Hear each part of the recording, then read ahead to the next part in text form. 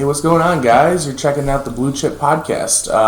I'm your host, Stan Olson, sitting next to the lead scout of the Blue Chip Podcast, Cody Potter, and I guess we have some news to give you guys. Yeah, we decided to RIP the Eye Test Podcast. I think me and Stan both agree that it was really hard for guys that were asking us about it to find it. There were like 6 or 7 eye test podcasts. So we kind of went a different direction. We'll kind of give a little explanation of why, because, trust me, this doesn't sound like a football name.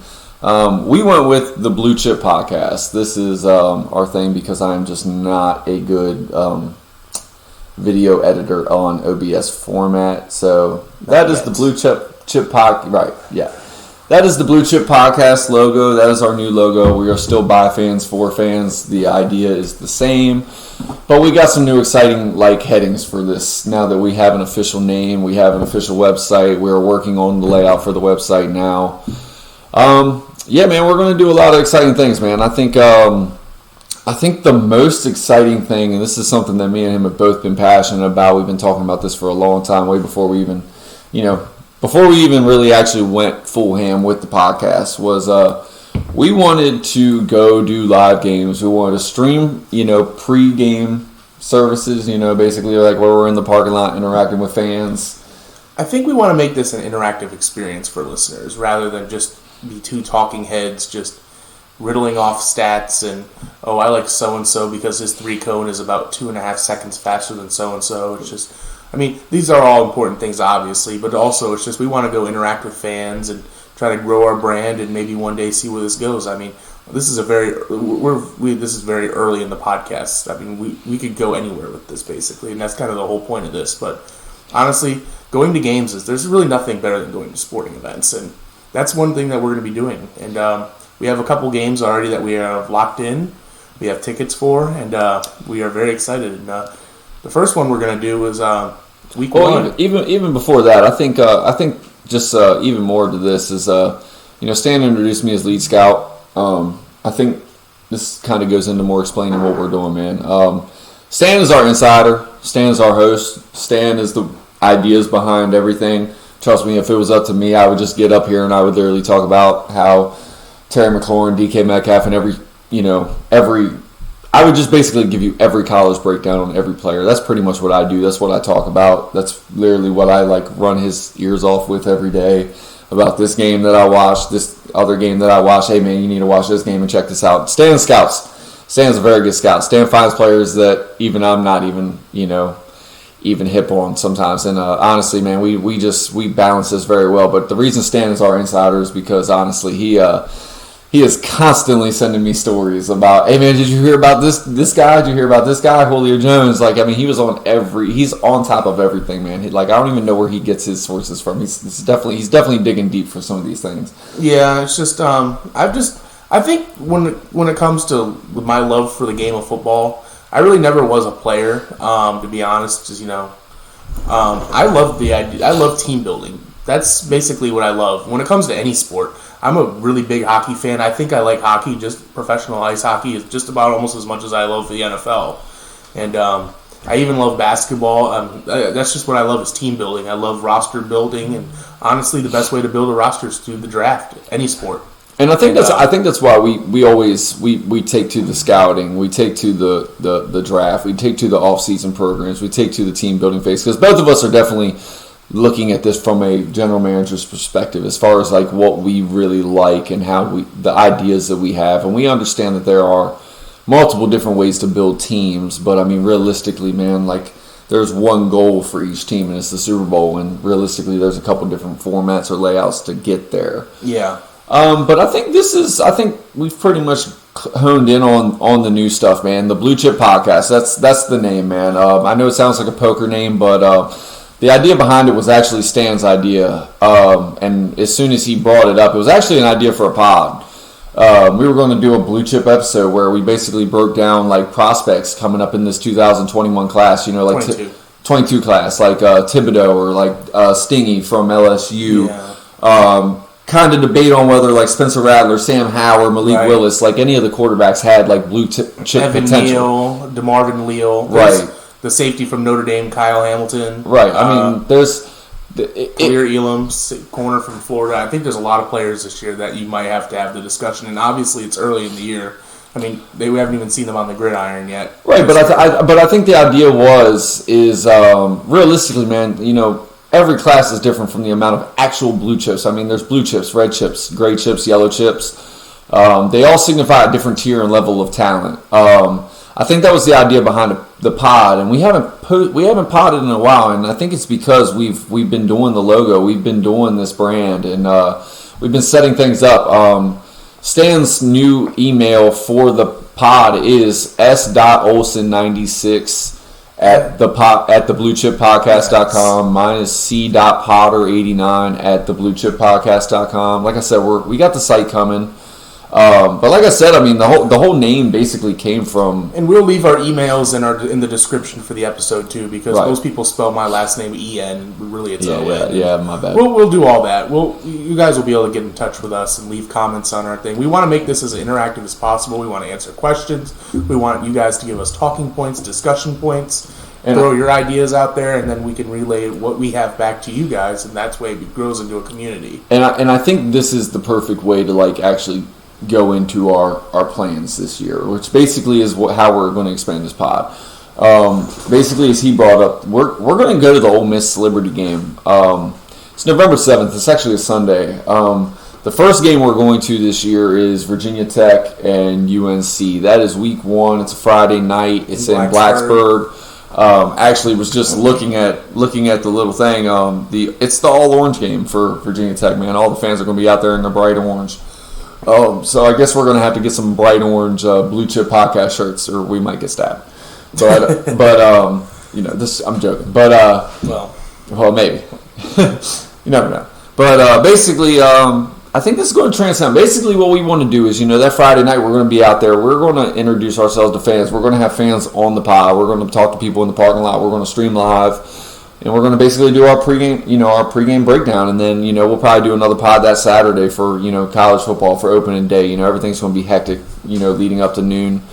And, I mean, that's just one of the things that we really want to add into this pod because, you know, we kind of started it towards the end of the year, you know, for the football season. And then, you know, we kind of got into it through the whole off season, did the pre-draft stuff on the eye test. Yeah, we really started more like around right before the Senior Bowl. Right, you know, like it was the end of the year. The Super Bowl was hot. You know, the playoffs were going on. We basically started in draft season. Right, and you know, we didn't really know where this pod was going to go, but the whole point of going to these games is to be interactive with fans. We want people posting us questions on the email, posting questions on the site. The whole outlook for the site is to maybe do some articles, do mock drafts so we can post live, like hard copies that you can see and not just have to listen to us. Right. You know, basically cross-reference what you're hearing on the show and maybe get, like, you know, a little bit more informative, like background on why we picked that player. You know, in words. Some people, you know, some people read better, some people listen better. So it's, you know, it's just another outlet for us to kind of put our brand out there. So you want to start with UNC? I mean, that's the first one. And then I know you really want to talk Ole Miss. I really want to talk Liberty. Yeah. We can start there. I don't care. Well, let's start with UNC because that's the first game that we were planning on going to, and we want to talk about Sam Howell. I think for probably just here at least for a few minutes. We also watched the UNC spring game, and we've been watching a lot of spring football. Yeah. I actually today when I got home from work was watching the orange and white game, Clemson. But, you know, to keep this with where we're going, we were watching the blue and white game. We watched the Sam Howell. This is the year, man. I mean, this guy is realistically, I watched the red and white game, which is Oklahoma. And, you know, I'm starting to almost drink a little bit of that Spencer Rattler Kool-Aid, man. And this is where I always check myself. This is, as a fan, as a scout, as whatever, you know, you can ask Stan. There are moments where I start to drink some Kool-Aid, but, you know, like I always tend to fall back to my original thoughts. And, you know, because, you know, if you haven't watched film in a little while, man, you start to hear about all the things that these guys do that are special. Right. You know, you can start to drink the Kool-Aid, but, you know, ultimately you got to go back to the tape. Sam Howell, he has a beautiful deep ball. Oh, yeah. His arm is live. He is in complete control of that offense. I know it's a simplistic offense. Yes. A lot of RPOs. I think the reason I mean, dude, I jumped on these tickets. These are actually probably the most expensive tickets that we'll get unless we actually go to the Iron Bowl, which we'll get into that later. The whole point behind going to see Sam Howell week 1 was now De'Ami Brown is gone, Daz Newsome is gone, Javonte Williams, Michael Carter.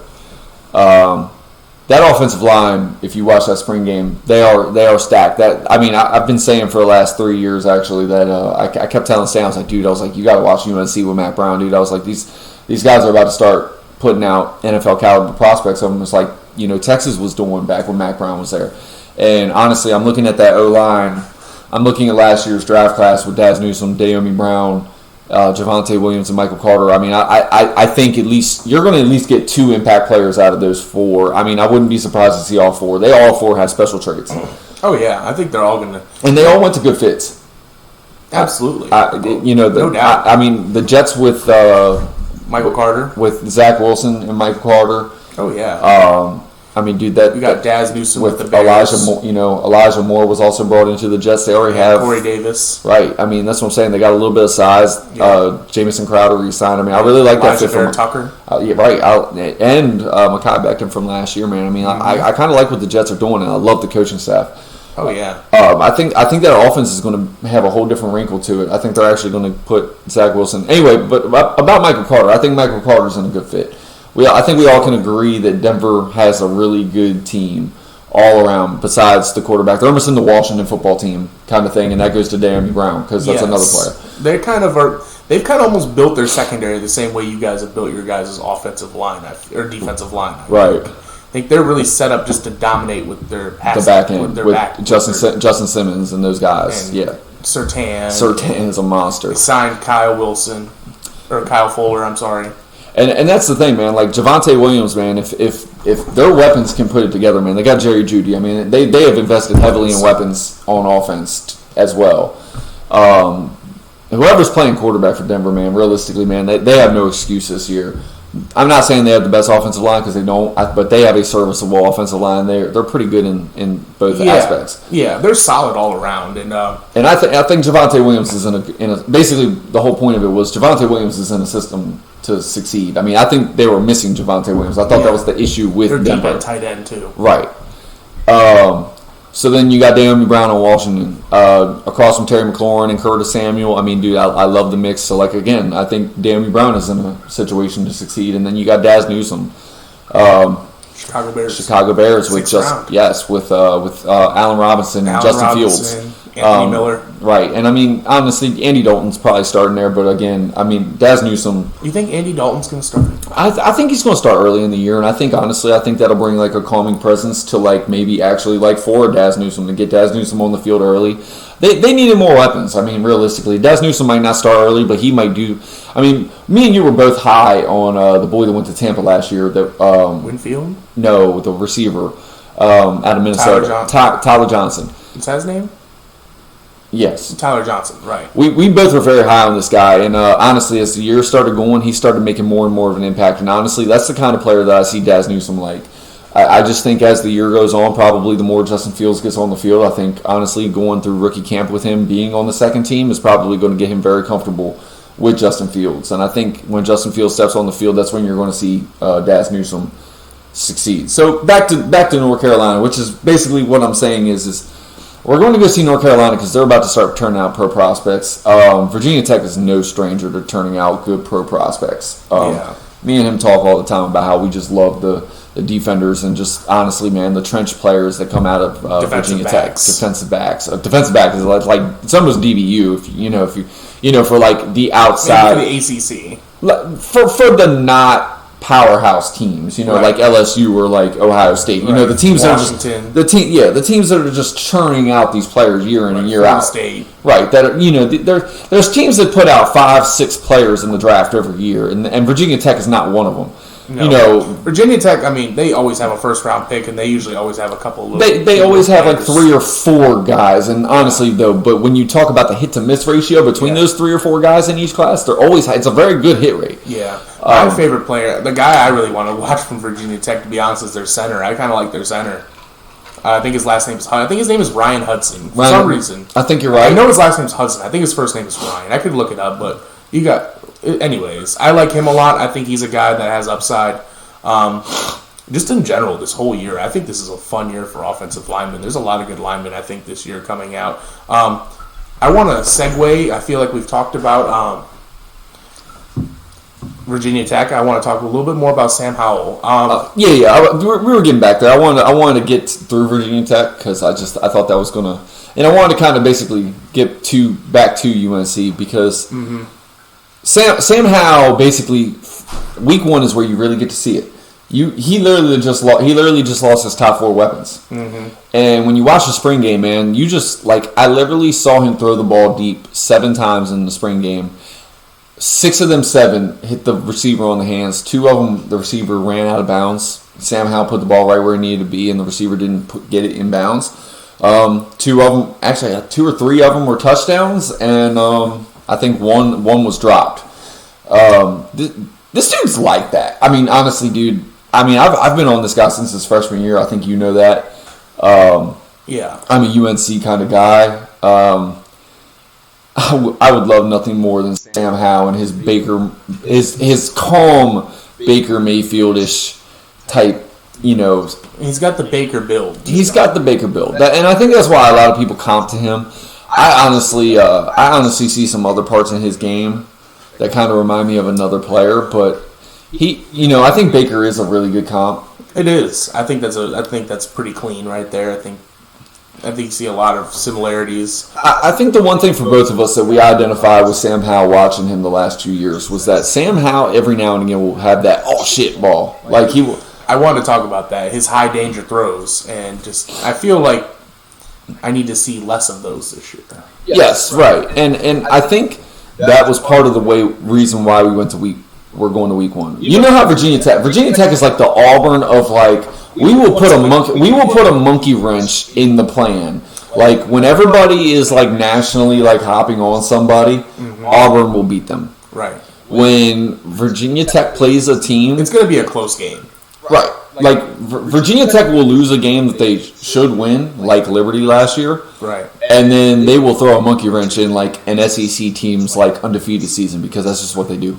That is literally what they do. Or they'll take Trevor Lawrence the distance. I mean, that is what Virginia Tech does in the year. They're just a fundamentally sound football team. So Sam Howell with new weapons. I mean, just seeing the ball come off of his hand, I think that's something that I really wanted to. Great. You can tell he's got the arm strength, and he throws from off platform. He's not crazy like Mahomes or like Rattler or anything. He is definitely within it. He plays within himself. He moves well. He's a good, solid athlete. It's definitely the Sam Howell story. But I mean, honestly, there's every single offensive lineman on UNC. I am just Okay. Go ahead. Keep talking about the offensive line. I'm just elated to see this offensive line because honestly, every running back in the spring game looked great behind their offensive line, even the second team. Yeah. They're just about to start turning out consummate pros, man. Their running backs look exciting, and they still got a burner wide receiver. They have a freshman wide receiver that looked pretty good. I want to talk about UNC's corners because I think UNC has 2 good corners. They have now a sophomore corner. I don't remember either of their names. I know one is 20 and one is 1. 20 was a high schooler last year. Because he got to do the early because of the COVID year because he didn't play high school football. He was able to play last year. He was basically a high school senior. Okay, I did not know that. Yeah, no, last year he was playing in Texas A&M and he was making plays. They started picking on him early. Kellen Mond was picking on him early. Remember? Yeah. In the A&M game, and he gave up 2 quick completions where he was kind of... And he got some penalties because he didn't turn around. Right, but dude, then as you saw the game go on, man, they stopped picking on his ass. And then he actually got an interception and he actually caused a fumble. Yeah. This boy, honestly, as the year went on, was growing. And then you could tell that Kellen Mond was definitely going to take advantage of him. Kellen Mond was definitely a veteran player. When you don't talk about veteran players in college. There's very few, but Trevor Lawrence is one of those guys. Kellen Mond is one of them guys. Usually in college, man, you get 2 years of starting. If you've started at least 2 years and seen the field maybe even 3 years. You're a vet. You're definitely a vet. Right. It's like being the Tom Brady of college. Right. If you're in your senior year and you're a quarterback, you've been there, you've been around the block, you're the leader. I would consider like Herbert in his senior year was veteran kind of presence. But their corners are good. Number one is good. I don't remember his name. To be honest, I'll remember it for next time we record. I'll start getting these names because I actually went to their roster because I was trying to. I have Old Miss's roster pulled up. But they have some good corners. Watch out for him. Number 20 is fast, and he's loose, and he's got good hips. He just needs to learn how to turn around. He really does. I had the same beef with Michael Davis on the Chargers. I pulled my hair out for about 16 weeks watching him play in 2019. In 2020, he became the best defensive back on the Chargers just because he learned how to turn around. I would love to see him take that next step. And number one is a good corner too. He's just all around very good at the line of scrimmage, very good at tackling, very good at jamming. Defensive back Tony Grimes. They got him at 6 foot and 3/4, which that looked about right for his his playing height. Yep, number 20. Yeah. The freshman. He wasn't tall. No, and he actually I was going to say this. I knew he was out of Virginia Beach. I'd like to see him in the nickel. Dude, honestly, I think he can play both, which is he's got great. the speed to play outside and cover those burners. Number one, you were talking about defensive back Kyler McMichael. McMichael, yes. Kyler McMichael. Yeah, dude, baller, just baller. Fun player to keep your eye on. This is such a good corner. I mean, McMichael, I think, is a junior. Yes, McMichael is a junior. I was about to say freshman. I was about to say they also have Jaquarius Conley, number 0. Watch for him this year. He's position? Sophomore. He's a D-back. He kind of play. He's like their nickel safety. He's like their hybrid traveler guy, but he's on the smaller side. Like a big nickel. He's like the big nickel, but he's a smaller guy. Like he looks like a nickel corner. But they put him in the box. He brings the wood for his size. That's who I was trying to remember. Freshman Caleb Hood, running back, man, really jumped out of the spring game. Number 4. That's I'm just trying to hit some of these guys, man. They have a new linebacker, man. This guy, Chad Surratt, man, guy we were very high on last year. Right, they do have another linebacker. I forgot about. Yes, this dude. I can't remember if this is. Did he wear a single digit or something? Yes, number 7, Eugene Asante. 7. Asante. This dude, man, I'm telling you, I thought Surratt was a very instinctual linebacker. Yeah. Maybe just lacked elite athleticism as far as like explosiveness and drive-through ability because of just the lower body. I wouldn't say he's a polarizing specimen when it comes to his skill set, but the tools are the intangibles are all there. Well, that's not the case with Asante. He's kind of the opposite. He's listed right now at 6 foot and a half, 220, which that's exactly what he looks like because he looks like a strong safety. He looks like a strong safety. Like a hybrid guy? He looked like that on the field. I think they said he's still putting on weight because I think they said the 220 listing that they have, they said he put on 10 more pounds. So he's probably going to be in the 230, 235 range. I think that's going to be perfect for him. He is explosive. Yeah. Dude is all over the football, man. In the spring game, man, like as good as that offensive line was, he was still finding a way to like find little holes or creases and get through them, which I think is impressive when you can do that against UNC's offensive line. I just think this is a heck of a matchup. I mean, seeing Sam Howell basically come out of the gate, man, I think it's going to say a lot for how his season's going to go, man. Sam Howell could be the front runner for the Heisman, or he could be your next Brian Braum. And trust me, I don't think that's the way this is headed. I think Sam Howell. Trubisky. Trubisky blew up. Yeah. I'm talking about the guys that are coming into the year that just kind of like tank it. You know? The Jimmy Clausens of the world, the other one, Brady Quinn. Yeah, man, just the guys that have a lot of preseason hype that just never fulfill it. Right. I would honestly say that's. I don't think it's going to happen to Spencer Rattler, but if there was a guy that I was actually concerned about doing it, Sam Howell's the poster. He's got the ideal traits to be the preseason hype and then bust it. But I don't think we're going to see that. But that's why we're going to week 1. That's why we're starting the season off with Sam Howell. I'm not going to doom any of these prospects before they even see them on the field this year. Everybody's going to get a clean slate for me. So I'm ready to see Rattler, Howell. Let's talk about Ole Miss. Yeah, let's talk about that game. We're going to go to Ole Miss in Oxford, and they're playing Liberty. We don't really live super far from Liberty. We're about 4 hours away from Lynchburg, maybe 3.5 if he drives. But I think there's going to be a lot of scouts at this game. Yeah, we might run into Daniel Jeremiah. You never know. Dude, in fact, they were talking about this game and how many scouts are probably going to be at this game. And, dude, I tell you what, man, I'm all over this. But I know you want to talk about Ole Miss. So you want to talk about Malik? We'll talk about Malik Willis after. I was about to say, we're going to leave Malik Willis to last because that's about what we're going to talk about for Liberty because all they really, as far as the pro prowess, man, maybe a wide receiver, late round. They got one really good offensive lineman that I think could go somewhere in like the third to, he could sneak in the second if he had a really good season. But we'll get there. Let's talk about Ole Miss because that they have the all over the place. Yes. The more and more I watch them, the more and more I think that they might be a team that just kind of sneaks up on a couple teams this year. The SEC is hard. You have just established teams in that conference that are just going to be there no matter what. Georgia's going to have a good record. LSU had a bad year, but they're going to return to form. Ed Orgeron's a good coach. He's going to have them playing good ball. You got Bama. I don't even have to name all the schools. We all know who's in the SEC. But Matt Corral might be the best quarterback in the SEC. I think Matt Corral is the best quarterback, at least going into it. I've watched all the SEC teams' spring games this year. LSU, I'm enticed by. If number 14 or the lefty start, not the quarterback that looks exactly like Dwayne Haskins. Number 11 literally looks like Dwayne Haskins playing for LSU. Like Redskins Dwayne Haskins, not Ohio State. I'm intrigued by LSU, but we're talking about Ole Miss. I agree with you. Matt Corral should be the best quarterback going into this year. Watching Alabama, they don't have a quarterback.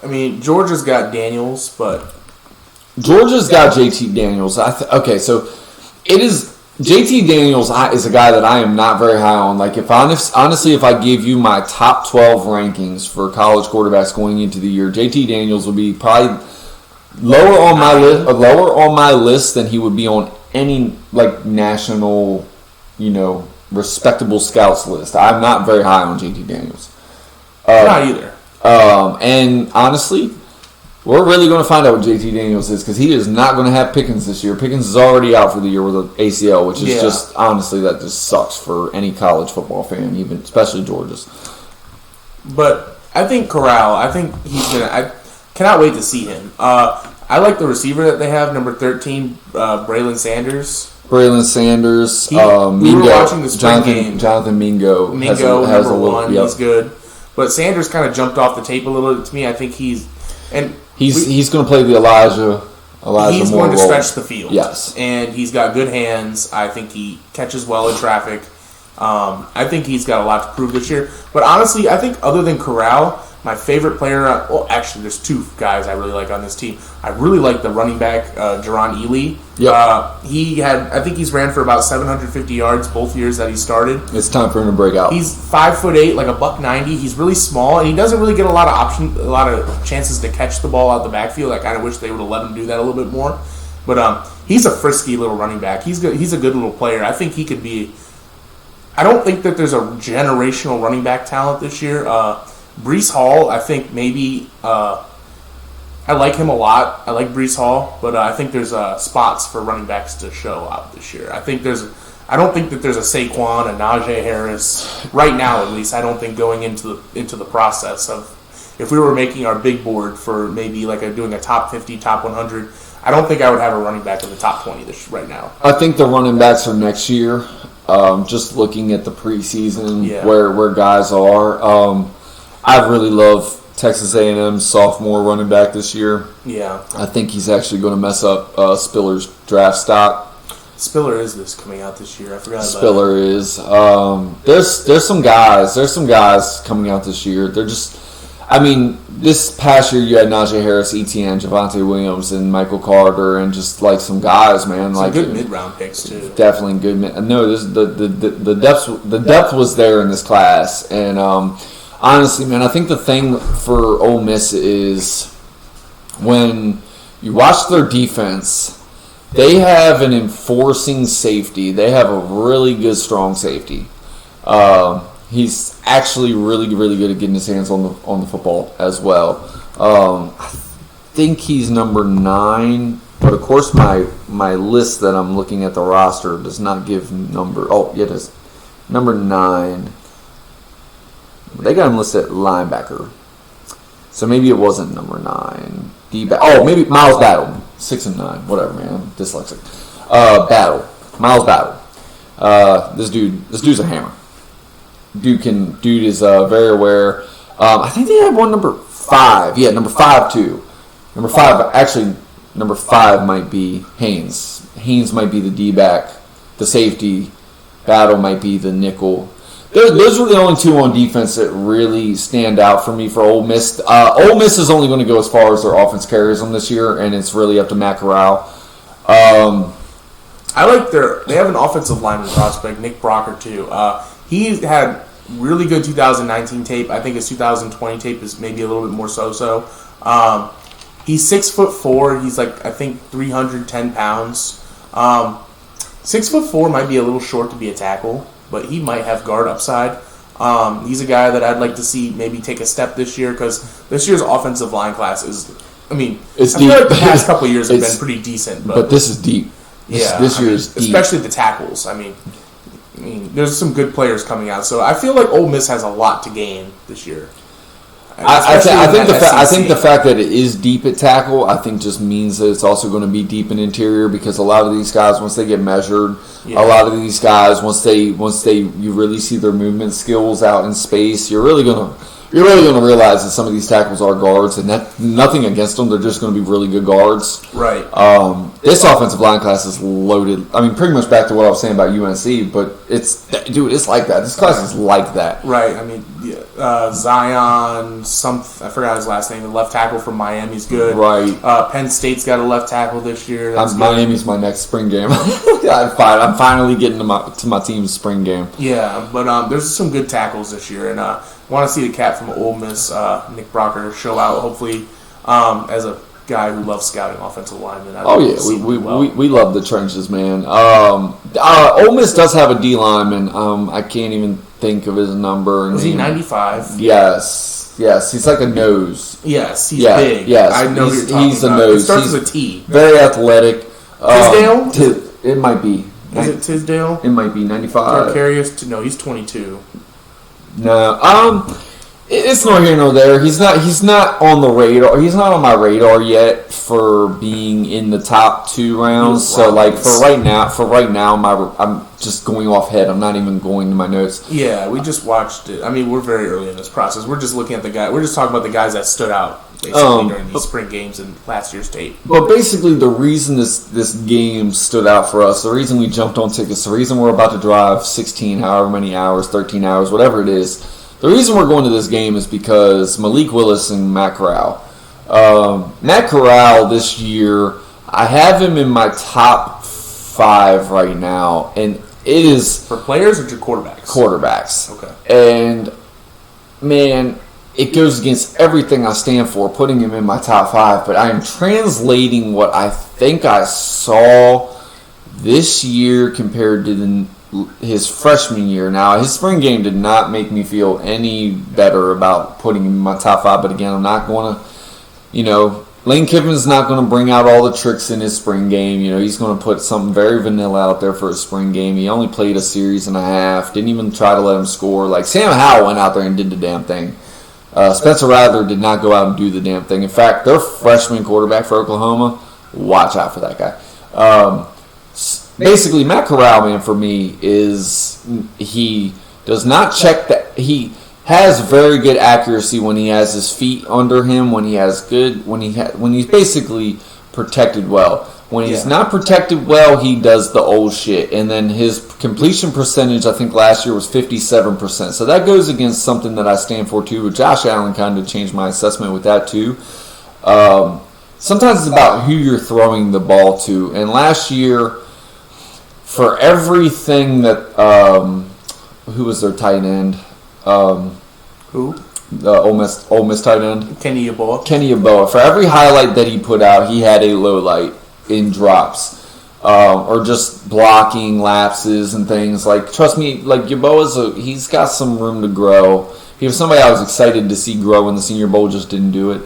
Elijah Moore is a monster. I think, as you were saying with Sanders, I think Sanders is going to fill into that role very nicely. I'm not saying he's going to be Elijah Moore because not many people run for a sub. It's not fair to compare him to Elijah Moore. Right. I mean, not many people are that dynamic, that can play receiver, that run that fast. But Ole Miss has just put out wide receivers. I mean, that wide receiver coach knows what he's doing. So and Lane Kiffin's offense is definitely going to highlight him. Yeah. If you got ability, you can definitely shine in that offense. Matt Corral, to me, has to take the step, man. He's got every piece of talent to take the step, man. He's got the arm. He's got, I would say, B-level athletic ability, where it's like he's probably just behind Sam Howell, who I say has like an A- athletic ability for, like, when I say A- or when I'm saying an A level or B level, my A level is miles below A plus level, which is your Lamar Jackson and Makik Willis when it comes to elite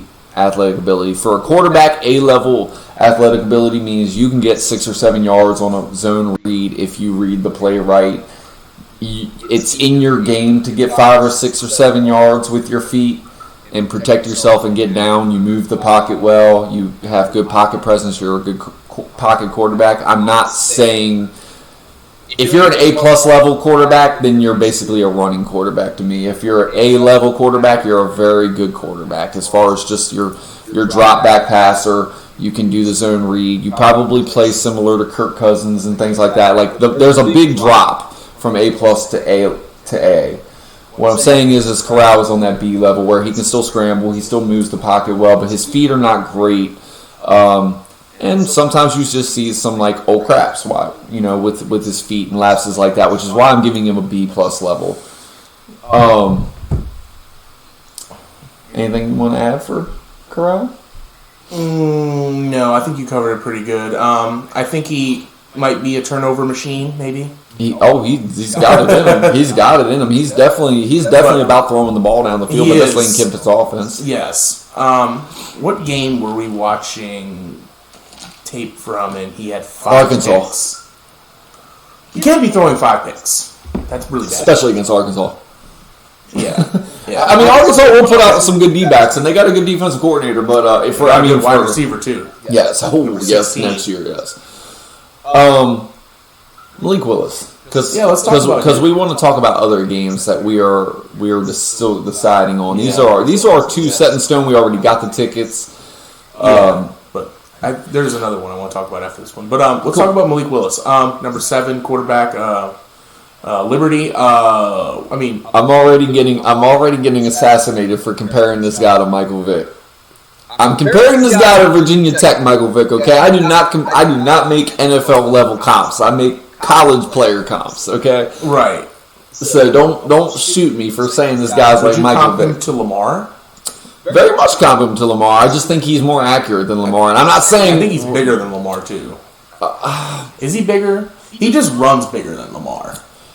See, to me, he runs like a running back when he runs with the ball, and it's just Lamar runs like a fucking unicorn, man. Like dude, Lamar's like lane awareness, man. I just never see Lamar get smacked when he's running the football.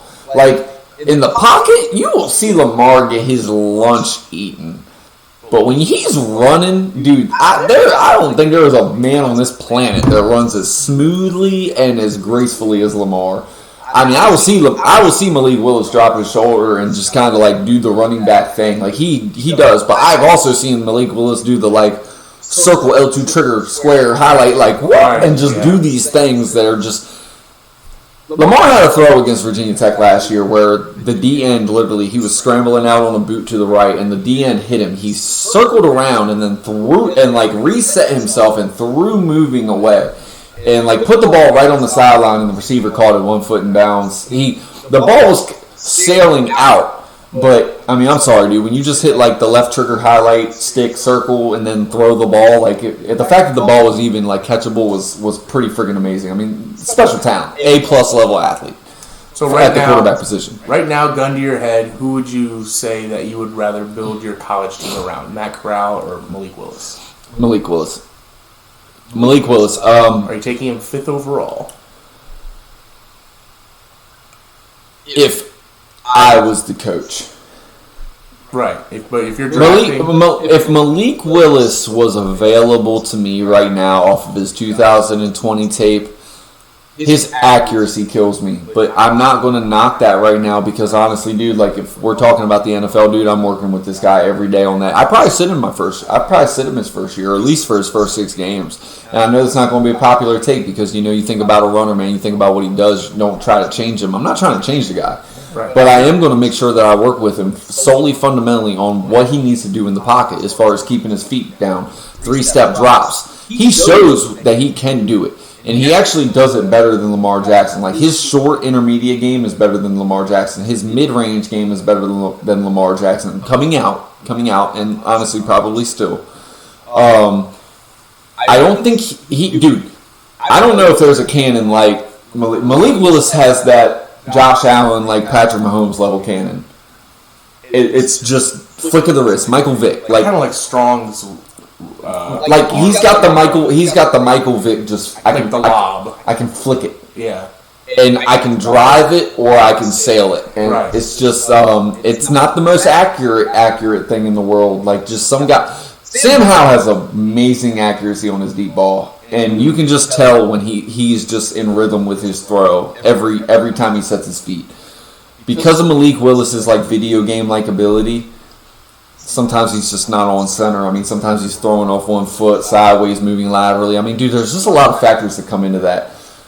A lot of the things about these quarterbacks is the off-schedule dynamic to their game, man. It's so hard to scout because, dude, they throw so much from different platforms that it's just hard to break down. I would take Makik Willis 5th overall. I think no matter what, he's got the biggest bust potential as far as his quarterbacking ability. But just from if I was the Washington football team, I'd make that pick all day, every day. I like Willis. I like him a lot. I think that's the way the NFL is going too. I think you can win with a quarterback like that. Even if he doesn't really develop into the most accurate quarterback, I still think you could. If you build your roster to win with a quarterback like that, he can take you there. With our defense, with our weapons, with our running backs, with the speed. You're talking about Washington? Yeah. With our speed, he just, dude, I think we could get him. We could get one. We could get a ring. We could at least get one.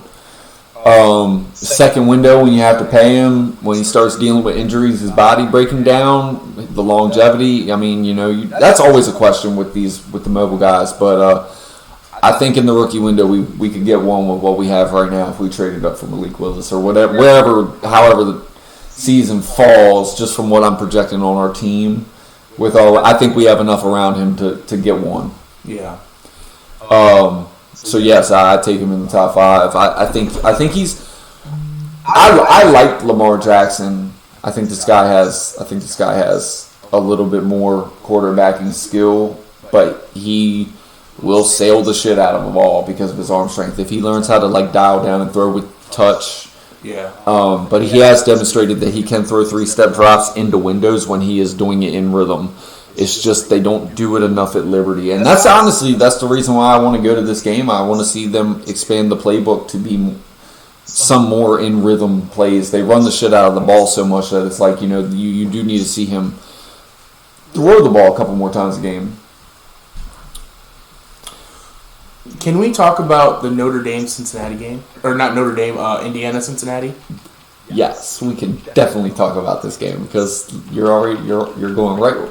Tyron Mullen, just getting it out there. I'm not even going to say it. You said it. I knew you. Well, I said it for you, but I'm also going to say Ahmad Gardner. both very good prospects this year. I think that's a game that we'd want to go to. It's in Indiana. Not too far. Not exactly close. Not exactly close. I think that's a good game to go watch Ritter.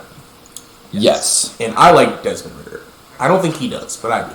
It's not okay. I love Desmond Ritter. We're going to do a quarterback episode where we do both of our top 10s. Desmond Ritter will definitely be on both of them. I promise you that. He'll probably have him a little higher. It's not that I have any knocks on him. I see exactly what he sees, and I agree with him. I trust Stan's breakdown on Desmond Ritter, and I agree with what he's seeing and what he's projecting. I think his is a little bit more projection. I'm thinking, like, I have a step tier for my grades, and, like, honestly, there's still a couple steps I need to see him take.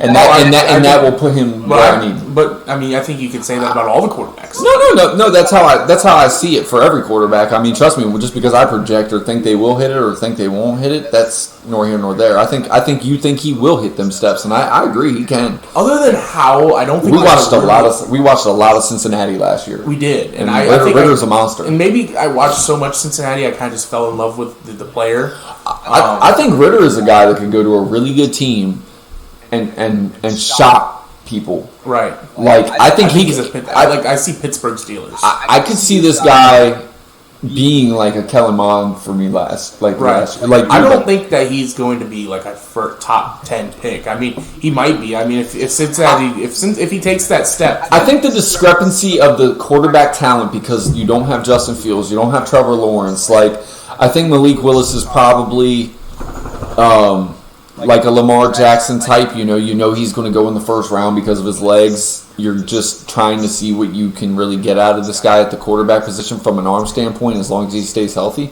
I think Carson Strong, the Nevada quarterback, is your Zach Wilson kind of, wild card. Yeah.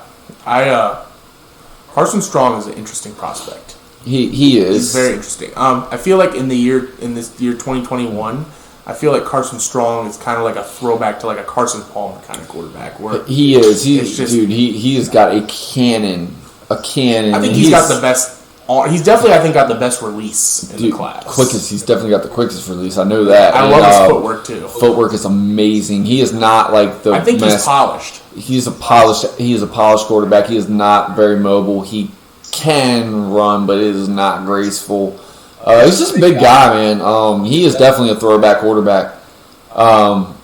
They have a tight end that I'm in love with. They have two receivers. They got the 1-2 combo where they have like the solid number 2 receiver in Blacklock, and then Dubs, man. Dubs. Look, I'm putting this out there early, man. Dubs has like if anybody can remember what Brandon Marshall looked like at UCF.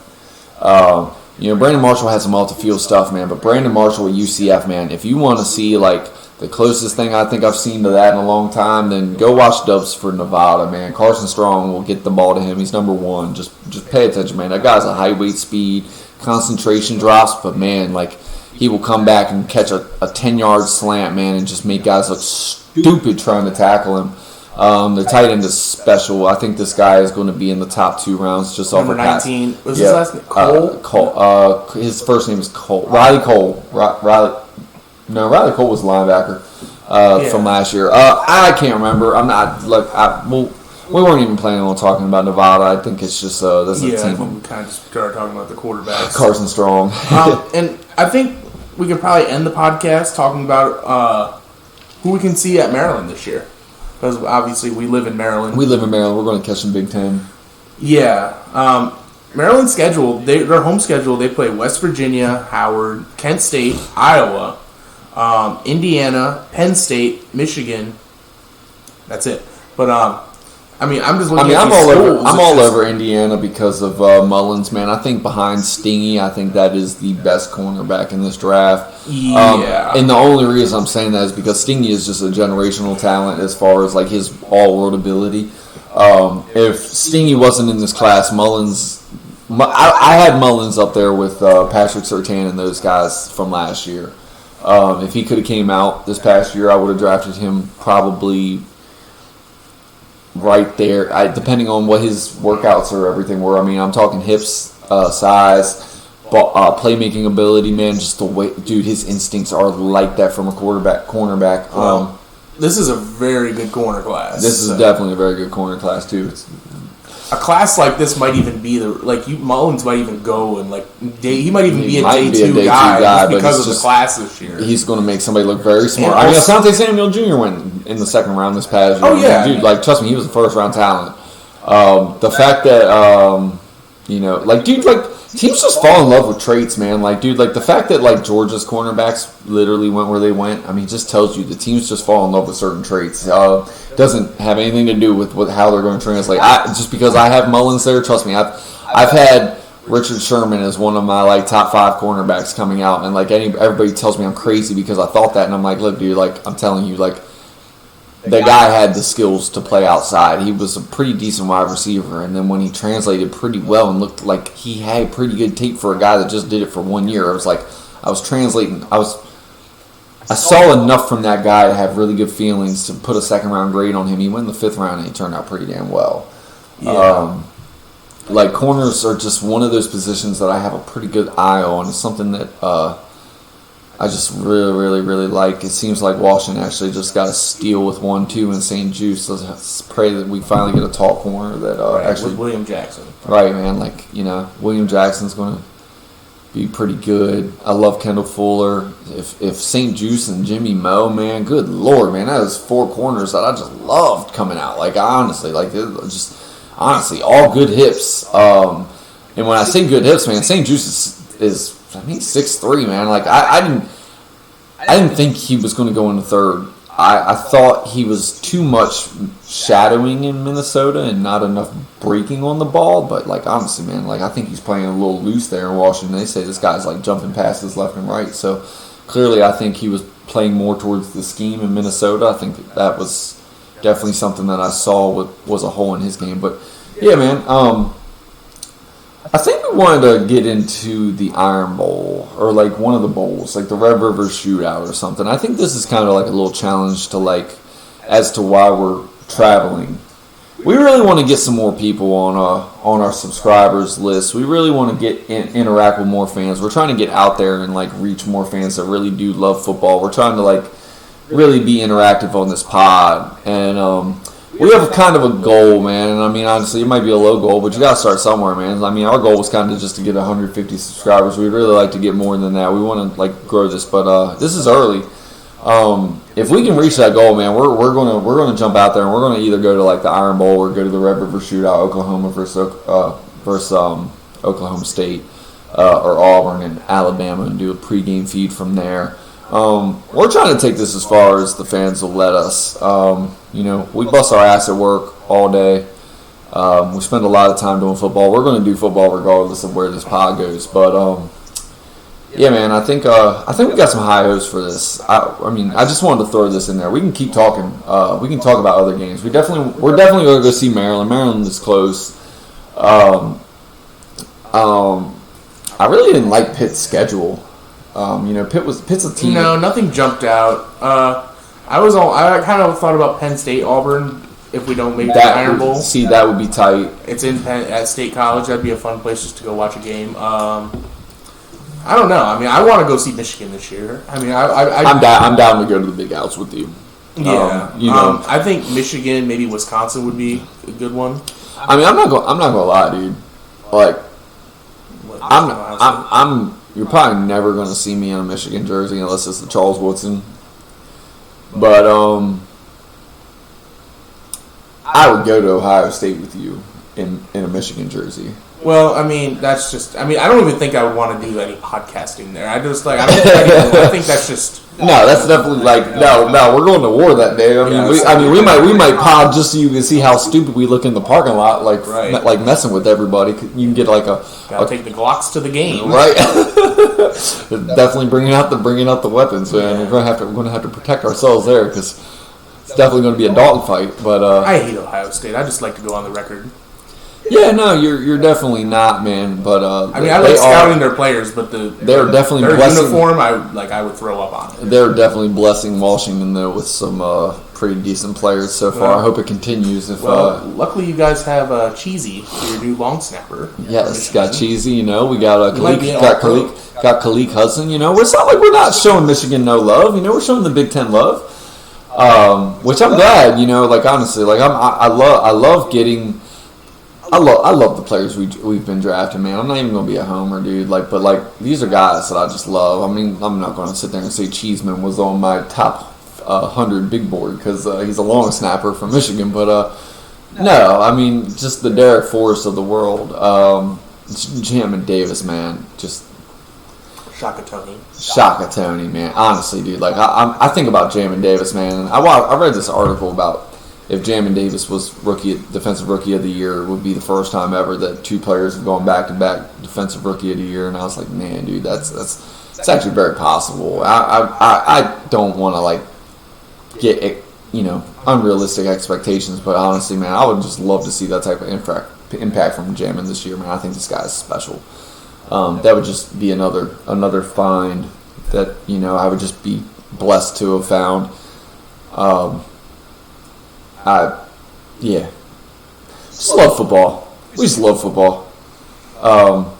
We're excited. We have some things that we're going to be doing. I think we'd like to do a podcast talking about maybe some guys that we'd like to identify as blue chip players. We definitely want to do a blue chip breakdown, like a tier breakdown. Like I said, the blue chip, the red chip, the gray chip, the yellow chip. Yeah. Like I said, just break down like the different levels of what we got going in. It would almost be like a top 100 big board, but I think that's going to be how we do our top 100 big board. Instead of like doing what everybody else is doing with the top 100 big board, we're just going to break them down into chip tiers. It's an interesting idea. I kind of like that. Like honestly, you got to be a little bit different, man. And I think it would be a little bit harder to do the chip tier because you're going to have to do the grading system. Because that's really realistically what it is. You got your 9-9, probably like 9-2s, which are your like first rounders, but you're like 9-9 to like 9-5 is like your blue chip, which is a very hard grade to get, man. If you're given out like 9-5s, man, like it's like your Trevor Lawrences, your Joe Burrows, your Chase Youngs, it's just not a grade that you're going to see very often, man. You might give 3 in a class, you might give 7, and 7's a special. Yeah. It's a special grade, man. Which is why draft boards always look different. It's why people's top 100s look different, man. And like, if you do a top 100 list just solely off of talent, and if you do a list solely off of team fits, man, like, dude, you can have a blue chip player as a 4th round graded player because he just fits perfectly to what that team does. Like, dude, that's why teams hit home runs with like Cameron Curls or it's crazy how it's crazy how it goes. Man. So Stan always tells me I'm a Pac-12 hater. Yeah. I mean, I wouldn't say a hater. I just think you maybe just don't really. I just don't think you really see value in the talent they put out. I think they just play a different type of football compared to the type of football that I look for my team. It's nothing against them. I do love the cornerbacks that come out of Washington. I've loved a lot of the D linemen that have come out of Washington. I kind of like the gimmicky players that come out of Oregon. I've liked tight ends and like things. It's just I definitely like some USC receivers, man. Armon St. Brown. It's not that I'm a hater, but like I do agree that I probably don't find. I just don't fall in love with many players from out there. I'm kind of the same way about the Big 12. I think the Big 12 is just kind of like the SEC. And see, I like the Big 12. It's just crazy. And I just don't think a lot of pro systems are ran in the Big 12. I find a lot of linemen out of the Big 12, which is why I tend to love them, and running backs. Yeah, those two and positions. linebackers, bigger players. Was really in love with Kenneth Murray. Yeah, K9. I like K9. K9's a monster. I liked Orlando Brown Jr. coming out a lot, even though he had terrible combine stats. I liked him out of Oklahoma. I think the biggest thing is for us, man. Traveling is definitely something that we have to kind of make work into our jobs. But like I said, he kind of says I'm a Pac-12 hater, but I think we both really do enjoy a lot of the same teams out in the Pac-12. I think me and him really need to identify a game that we really want to try to get to in the Pac-12, whether it was Nevada. Like, honestly, Nevada's not a Pac-12 team, but I think they play in the same region. I looked at Nevada's schedule. Nothing jumped out to me really was like, oh, wow, we have to go to this. Like San Jose State maybe or something like that. Maybe they play in their bowl. Maybe Boise State. Like Boise State.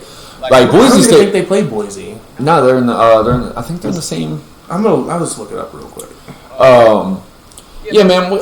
Ultimately, we want to get out west. We had planned on going to the Chase Young draft, the Chase Young, Justin Herbert, Joe Burrow draft.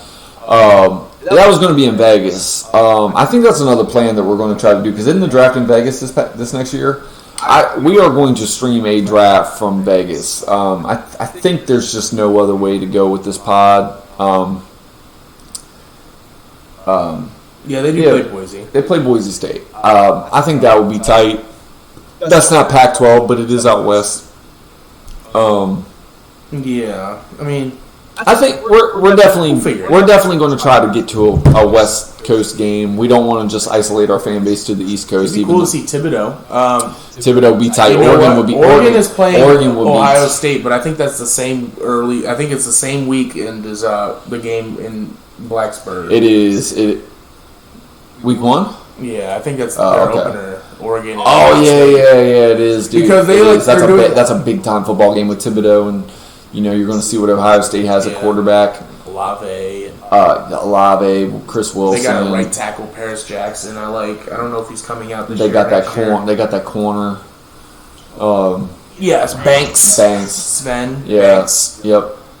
Yeah, Ohio State's got good players. Ohio State always has good they're going to have a dozen players. Wilson could honestly overtake Olave as the best receiver this year. That he's definitely got the skill set. They got a tight end.